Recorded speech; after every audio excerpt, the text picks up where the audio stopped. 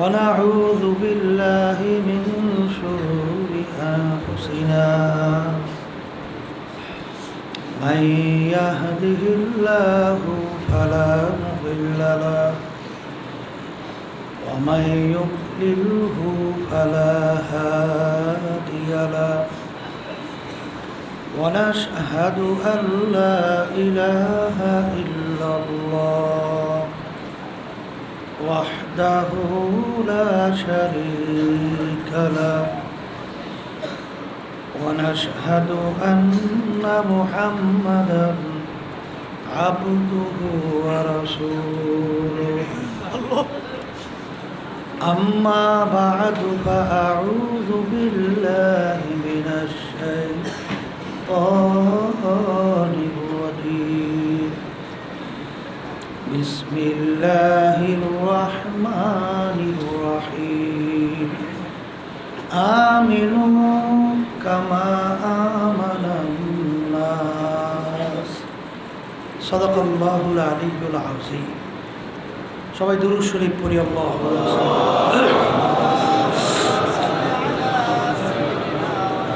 হাবিবানা সাল্লাল্লাহু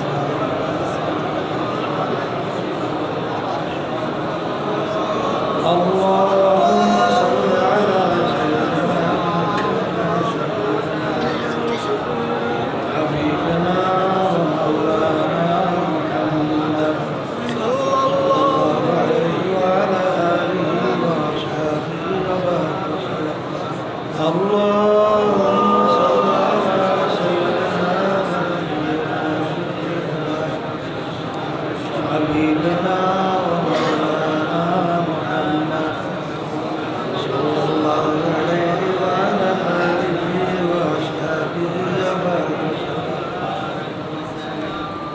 শুকরিয়া আদায় করতেছি মহান রব্বুল আলামিনের দরবারে।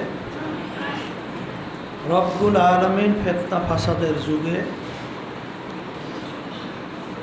দুনিয়ার সমস্ত কাজকর্ম থেকে বিরত রেখে দুনিয়ার মধ্যে সর্বোত্তম জায়গা মসজিদের মধ্যে দ্বীনি আলোচনা করার শোনার তৌফিক আল্লাহ দান করছেন। শুকরিয়া তার সবাই বলি আলহামদুলিল্লাহ।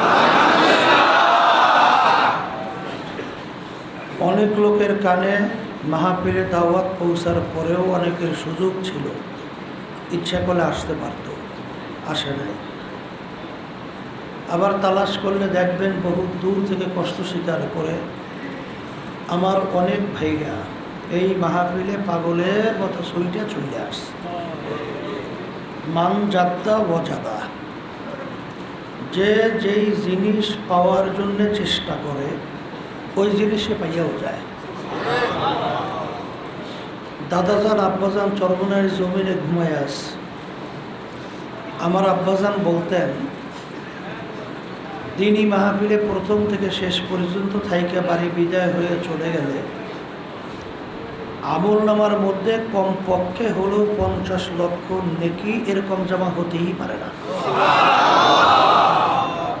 নিয়াত যাদের সহিহ, আল্লাহকে রাজি খুশির উদ্দেশ্যেই যারা আসছে, রব্বুল আলামিন লক্ষ লক্ষ নেকি আমল নামায় দান করবে। একটা নেকির মূল্য সম্পর্কে আল্লাহ রাসূল সাল্লাল্লাহু আলাইহি ওয়াসাল্লাম অহুদ পাহাড়কে ইঙ্গিত করে বলছিলেন, পুরা পাহাড়টা যদি স্বর্ণের হয়ে যায় এর যত মূল্য হবে তুলনা ছাড়া একটা নেকির মূল্য অনেক বেশি।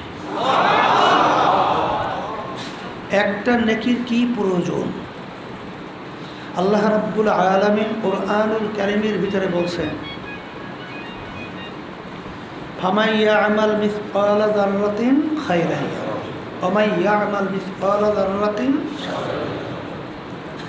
যাররা পরিমাণ যদি তোমার নেকি থাকে তার ফল তুমি ভোগ করতে পারবা, যাররা পরিমাণ গুনাহ থাকলেও তার ফল ভোগ করা লাগবে। কে বলছেন?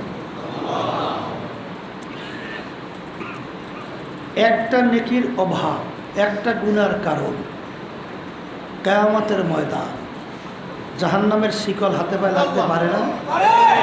পারে না? সারা কিয়ামতের ময়দানে ঘুরিয়া একটা নেকি সংগ্রহের কোনো সুযোগ আছে? আছে? কিয়ামতের ময়দানের অবস্থানটা কেমন হবে? আল্লাহ রাব্বুল আলামিন কুরআনুল কারীমের ভিতরে বলছেন, ইয়াউমা ইয়াফিরুল মারউ মিন আখিহি ওয়া উম্মিহি ওয়া আবিহি ওয়া সাহিবাতিহি ওয়া বানিহি লিকুল্লি ইমরিইম মিনহুম ইয়াউমা ইযিন শা'নুন ইউগনি। কিয়ামতের ময়দান এত কঠিন হবে, মা পর্যন্ত সন্তান থেকে ভাইগে যাবে। এর অর্থ কি? মা সন্তানের পরিচয়ই দিবে। মা যদি সন্তানের পরিচয় না দেয়, এমন আর দুনিয়ায় কে দ্বিতীয় আপন আছে যে আপনাকে আমাকে পরিচয় দেবে, নেকি দিবে? কঠিন ব্যাপার না? কিয়ামতের ময়দান কেমন কঠিন হবে? নবীরা পর্যন্ত উম্মতদের কথা ভুলে যাবে। ওয়ায়াকুলু ইব্রাহিম খালিলুল্লাহি নাফসি, ঈসা রূহুল্লাহি নাফসি, মূসা কালিমুল্লাহি নাফসি। নবীরা পর্যন্ত ওই কঠিন অবস্থাটা এত ভয়াবহ হবে। আল্লাহ রাসূল সাল্লাল্লাহু আলাইহি ওয়াসাল্লাম আয়েশা সিদ্দিকা রাদিয়াল্লাহু তাআলা আনহা তাকে বলছিলেন, আয়েশা রে, কিয়ামতের ময়দানে সমস্ত মানুষ ল্যাংট অবস্থায় উঠবে, উলঙ্গ। আয়েশা সিদ্দিকা রাদিয়াল্লাহু তাআলা আনহা বলছিলেন, আল্লাহ রাসূল সাল্লাল্লাহু আলাইহি ওয়াসাল্লাম, আমরাও কি ল্যাংট অবস্থায় উঠব? আয়েশা, তোমরাও ল্যাংট অবস্থায় উঠবা। হুজুর, আমাদের লজ্জা শরম করবে না? এত মানুষ, এত মানুষ, হুজুর কীভাবে এরকম উলঙ্গ অবস্থা উঠবে? আল্লাহ রাসূল সাল্লাল্লাহু আলাইহি ওয়াসাল্লাম বলেন, আয়েশা রে, কিয়ামতের ময়দান এত কঠিন হবে, মানুষ ওঠার পরে ওই ভয়াবহতা, ওই অবস্থা দেখার পরে তাদের নজর যে উপরের দিকে উঠে যাবে, নিচে নামাবারই সুযোগ হবে। আল্লাহ রাব্বুল আলামিন বলছেন, এত কঠিন হবে, গর্ভবতী মারা সন্তান খালাস করে ফেলবে, টেরও পাবে না। এত ভয়াবহ। ওই কঠিন মুহূর্তে কেউ কাউকে নেকি দিবে, চিন্তাও করা যায়? আর একটু আস্তে কর না। তাহলে আজকে যারা মাহফিলে আসছেন, নিয়ত যাদের সহি, আল্লাহ কবুল করলে একটা দুইটা নেকি না, লক্ষ লক্ষ নেকি রব্বুল আলামিন আমল নামায় দান করবে। তা যারা আসছেন খুশি নেবে, যেছেন না ঠকছেন? আর যারা আসে নাই, আপনারা, আমি তো বলছি ঠকছে, কিন্তু এক শ্রেণীর বাংলাদেশের মধ্যে মুসলমানের ঘরে জন্মগ্রহণ করছে, মুসলমান সন্তান, এরা আমাদের এই কথাগুলো শুই না মিসকি মিসকি হাসবে, টিটকারি মারবে, একজন আর একজনকে হাইসে হাইসে ঢইলা ঢইলা মানি পড়বে, ঠিক না? কারণ কি? শোনেন, মানুষের সুরাত আকৃতি হইলে মানুষ হওয়া যায় না। বলে মানুষের সুরাত আকৃতি হইলে যদি মানুষ হওয়া যেত, কবি এক কথায় বুঝাতে যাই বলছিলেন, গর্বা সুরাত আদমে সাবুদে আহমাদু বুদু জেহলে হাম এক সাবুদে। আল্লাহ রাসূল সাল্লাল্লাহু আলাইহি ওয়াসাল্লামকে দেখতে, আবু জাহালকে দেখতে, হাতের দিক থেকে, পায়ের দিক থেকে, চোখের দিক থেকে, অঙ্গ কোনো প্রত্যঙ্গে পার্থক্য ছিল? আল্লাহ রাসূল সাল্লাল্লাহু আলাইহি ওয়াসাল্লাম হাত মোবারক কয়টা ছিল? আবু জাহিলের? আল্লাহ হাবিবের চক্ষু মোবারক আবু জাহিলের? তাই কোনো দিক থেকে পার্থক্য নাই, কিন্তু আল্লাহ রাসূল সাল্লাল্লাহু আলাইহি ওয়াসাল্লামের নাম শুনলে দুরূদ শরীফ পড়া ওয়াজিব হয়, না পড়লে গুনাহ হয়। আর আবু জাহালের নাম শুনলে আমাদের জবান থেকে বের হয় লায়নাতুল্লাহি আলাইহি, আল্লাহর গজবের উপরে পড়ছে, আরও বেশি বেশি বলুন। কি মানুষের আকৃতি সুরাত কোনো পার্থক্য আছে? আবার বলেন। তাহলে বুঝতে হবে মানুষের সুরাত আকৃতি হলে মানুষ হওয়া। তাহলে মানুষ কাকে বলে এইটা বুঝাবার জন্য, বুঝবার জন্যই মাহফিলের ব্যবস্থা। যারা মানুষ তারা বুঝবে, সে অনুযায়ী চলবে। আর সুরাতে মানুষ ভিতরটা আবু জাহাল বা সাহেব আবুল হাব মার্কা, বুঝবেও না, সে অনুযায়ী চলবেও না। কথা ঠিক? এখন মানুষ কাকে বলে? আল্লাহ রাসূল সাল্লাল্লাহু আলাইহি ওয়াসাল্লাম বলেন, আলা ওয়া ইন্না ফিল জাসাদি মুদগাহ ইযা সালুহা সালুহাল জাসাদু কুল্লু ওয়া ইযা ফাসাদাত ফাসাদাল জাসাদু কুল্লুহু আলা ওয়া হিয়াল কলব। আল্লাহ রাসূল সাল্লাল্লাহু আলাইহি ওয়াসাল্লাম বলেন, মানুষ কাকে বলে? প্রত্যেকটা মানুষের ভিতরে আল্লাহ রাব্বুল আলামিন একটা গোশতের টুকরা দান করছে। ওই গোশতের টুকরা যার ভালো হয়ে যায়, এক পর্যায়ে ওই মানুষটা ফেরেশতার চেয়েও সম্মানিত। আর ওই গোশতের টুকরা খারাপ হতে হতে এক পর্যায়ে ওই মানুষটা কুত্তা, শিয়াল, শুয়োরের চেয়ে খারাপ হয়ে যায়। ওই গোশতের টুকরার নাম আল্লাহ রাসূল বলেন অলব। বলেন গোশতের টুকরার নাম কি? তাহলে এখন এক কথায় মুখস্থ রাখেন এবং কলব ভালো করার চেষ্টায় নেই মেজার। এই গোশতের টুকরার নাম কি? তাই বলেন, যার কলব ভালো সে ভালো মানুষ, কলব যার খারাপ খারাপ মানুষ। কথা ঠিক? উদাহরণ দিলেই বুঝবেন। বেলাল হাবশী রাদিয়াল্লাহু তাআলা আনহুর নাম শুনছেন? আচ্ছা, দুনিয়া চলার জন্য যেই গুণ দরকার একটাও তার মধ্যে ছিল না। হাবশ বংশ কি? এই একেবারে বংশের দিকে নিচু। কি বংশ? ওদিকে শরীর চেহারার দিক থেকে একেবারে কালো। যারা হজে গেছেন দেখছেন, কালো লোক দেখছেন না?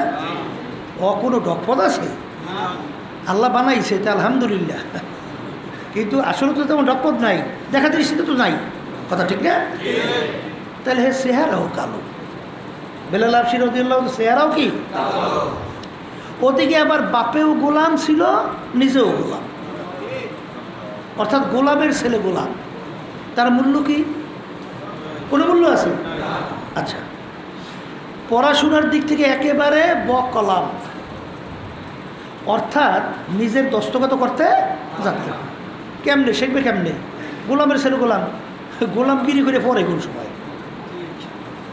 কোনো গুণ আছে? আচ্ছা, ওদিকে এবার টাকা পয়সার দিক থেকে একেবারে নিচ্ছ,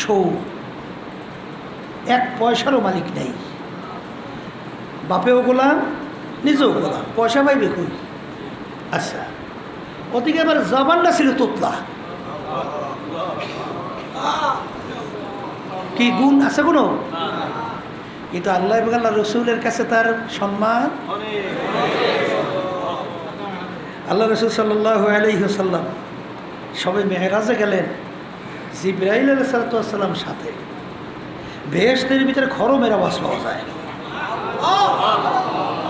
ভাই জিবরাইল, বেহেশতে কিসের খরমের আওয়াজ? আল্লাহ রসুল সাল্লাল্লাহু আলাইহি ওয়াসাল্লাম, আপনার বেলালের খরমের আওয়াজ।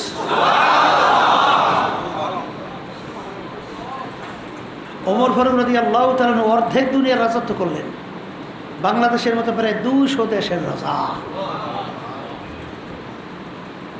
যখন তিনি লোক নিয়ে বৈশা মজলিসের ভিতরে উপস্থিত, বেলাল হাবশী রাদিয়াল্লাহু তাআলা যখন মজলিসের ভিতরে ঢুকতেন, তখন তিনি সম্মানসূচক শব্দ বের করতেন, সাইয়েদানা বেলাল। আমাদের সর্দার বেলাল আসছে। কে আসছে? এই আল্লাহ রসুল সাল্লাল্লাহু আলাইহি ওয়াসাল্লামের কাছে বেহেশতে চাবি থাকবে না? কি আল্লাহ নবী বেহেশতে ঢোকারে কেউ ঢুকতে পারবে? যেই বাহনের উপর আল্লাহ রসুল সাল্লাল্লাহু আলাইহি ওয়াসাল্লাম বসা, তার বাহনের রশি কারাতে বেলাল হাবশী রাদিয়াল্লাহু তাআলা। কি বুঝলেন? তাইলে যেই কথা বলছে, এইটা কি চেহারার গুণ? বংশের? শিক্ষা? টাকা পয়সা? অনেক বুদ্ধি শুদ্ধি?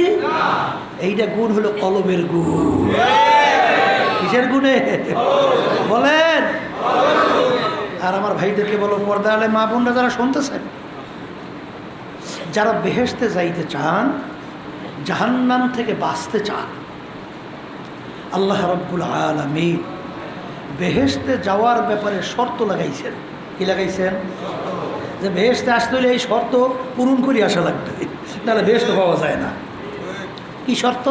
আল্লাহ বলতেছেন, ইল্লা মান আতাল্লাহ বিকলবিন সালিম।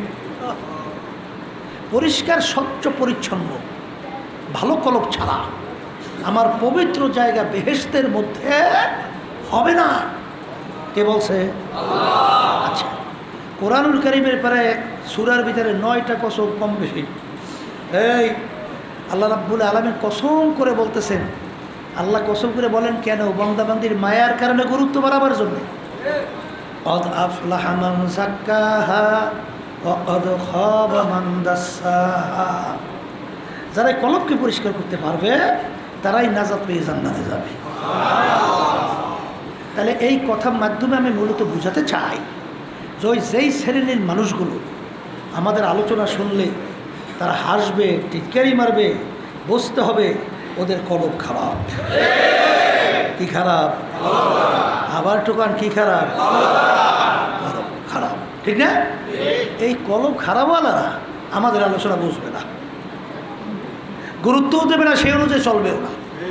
আর যাদের কলব ভালো, শুনবেও, গুরুত্বও দিবে, সেই অনুযায়ী চলবে। ঠিক না? ঠিক।